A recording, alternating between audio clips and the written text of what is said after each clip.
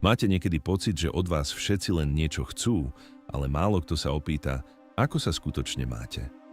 Možno celý život slúžite druhým, staráte sa o domácnosť, o vnúčatá, o chorých rodičov alebo riešite nekonečné požiadavky v práci a niekedy vás prepadne tichý smútok.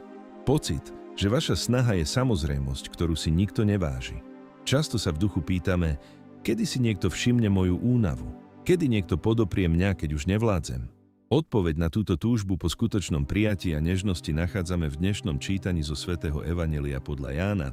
Bolo pred veľkonočnými sviatkami. Ježiš vedel, že nadišla jeho hodina odísť z tohoto sveta k Otcovi a pretože miloval svojich, čo boli na svete, miloval ich do krajnosti.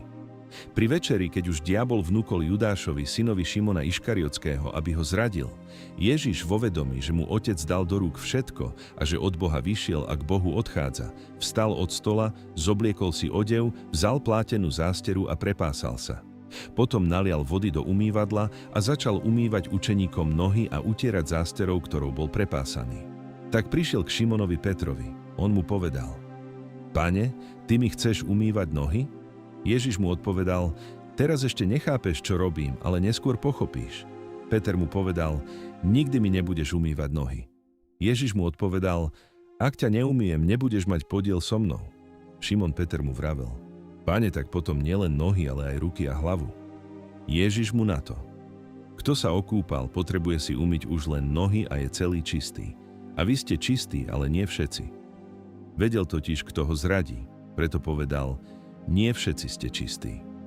Keď im umyl nohy a obliekol si odev, znova si sadol k stolu a povedal im: Chápete, čo som vám urobil? Vy ma oslovujete učiteľ a pane a dobre hovoríte, lebo to som. Keď som teda ja, pán a učiteľ, umyl nohy vám, aj vy si máte jeden druhému nohy umývať. Dal som vám príklad, aby ste aj vy robili, ako som ja urobil vám.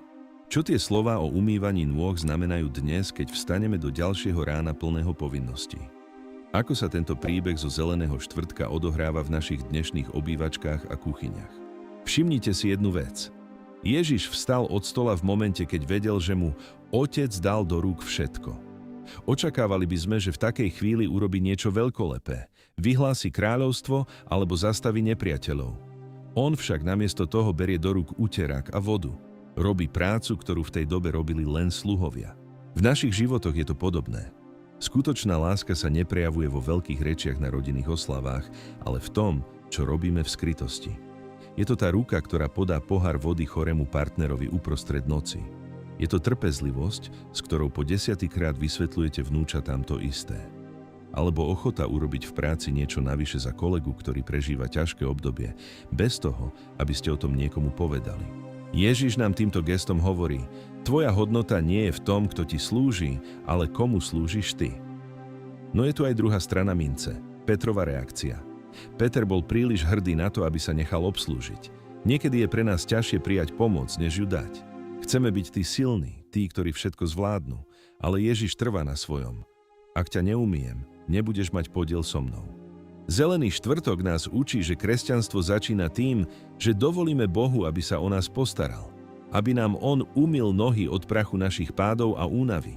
Až keď sa nasycujeme Jeho láskou, máme z čoho dávať druhým. Inak vyhoríme. Dnes vás pozývam k jednej duchovnej úlohe.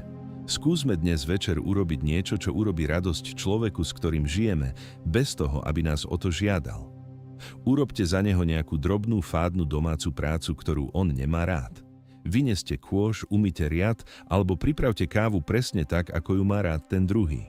A ak dnes niekto ponúkne pomoc vám, neodmietajte ju so slovami: To netreba, ja sama. Príjmite ju s úsmevom. Dovolte Ježišovi, aby vám dnes poslúžil cez niekoho iného. Ďakujem, že ste dnes venovali tento čas Bohu.